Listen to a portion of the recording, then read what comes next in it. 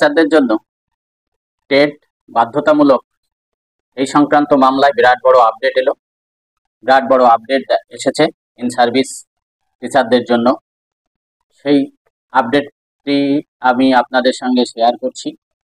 দেখুন কি আপডেট উঠে এলো। শিক্ষকদের টেট পাস বাধ্যতামূলক মামলায় একটি অত্যন্ত গুরুত্বপূর্ণ মোড়। এবার এই মামলাটি একটি বৃহত্তর বেঞ্চে স্থানান্তরিত করা হয়েছে। সুপ্রিম কোর্টের মাননীয় বিচারপতি দীপঙ্কর দত্ত এবং বিচারপতি অগস্টিন জর্জ মাসিহো বেঞ্চ এই মামলাটিকে প্রধান বিচারপতির কাছে পাঠিয়েছেন একটি বৃহত্তর বেঞ্চ গঠনের জন্য, যেখানে এই মামলার পুঙ্খানুপুঙ্খ এবং বিস্তৃত শুনানি সম্ভব হবে। এই সিদ্ধান্তটি শিক্ষকদের জন্য একটি বড় খবর, কারণ এর ফলে টেট এর অনিবার্যতা এবং প্রাসঙ্গিক আইনি প্রশ্নগুলি একটি স্থায়ী সমাধান সূত্র মেলার আশা তৈরি হয়েছে। তাহলে দেখলেন একটি বৃহত্তর বেঞ্চে পাঠানো হয়েছে, সেই বেঞ্চে এর পুঙ্খানুপুঙ্খ বিচার প্রক্রিয়া চলবে। এখন প্রশ্ন হলো, বৃহত্তম বেঞ্চের শুনানির অর্থ কি? সাধারণত সুপ্রিম কোর্টের ডিভিশন বেঞ্চ দুজন বিচারপতিকে নিয়ে গঠিত হয়।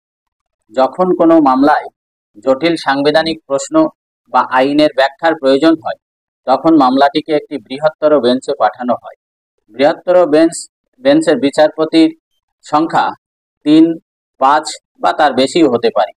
এই ধরনের বেঞ্চের সিদ্ধান্ত ডিভিশন বেঞ্চের রায়ের চেয়ে বেশি ইম্পার্শিয়াল হয় এবং নজির হিসাবে গণ্য হয়।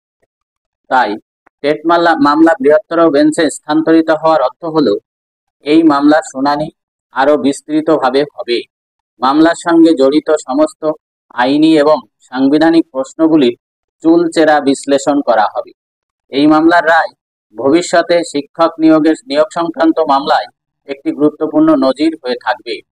এর থেকে পরিষ্কার এই মামলাটির মেরিট আছে এবং মামলার নিষ্পত্তিতে আরও কিছুটা সময় লাগবে। অন্যদিকে একটি স্থায়ী এবং সুস্পষ্ট সমাধান মেলার আশাও উজ্জ্বল হয়েছে। যেহেতু বৃহত্তর বেঞ্চের সিদ্ধান্তই চূড়ান্ত বলে গণ্য হবে, তাই টেটের ভবিষ্যৎ এবং শিক্ষক নিয়োগের প্রক্রিয়া নিয়ে যে ধোঁয়াশা তৈরি হয়েছিল তা কেটে যাবে বলে আশা করা যায়। এখন দেখার বিষয়, প্রধান বিচারপতি কবে এই বৃহত্তর বেঞ্চ গঠন করেন এবং কবে থেকে এই মামলার শুনানি নতুন করে শুরু হয়। সমস্ত ভারতের শিক্ষক সমাজ এখন সেই দিকেই তাকিয়ে রয়েছেন। তাহলে দেখলেন, এই ছিল একটি আপডেট আপনাদের সঙ্গে শেয়ার করলাম। অবশ্যই ভালো লাগলে শেয়ার করবেন, লাইক করবেন। সুস্থ থাকুন। ধন্যবাদ সবাইকে।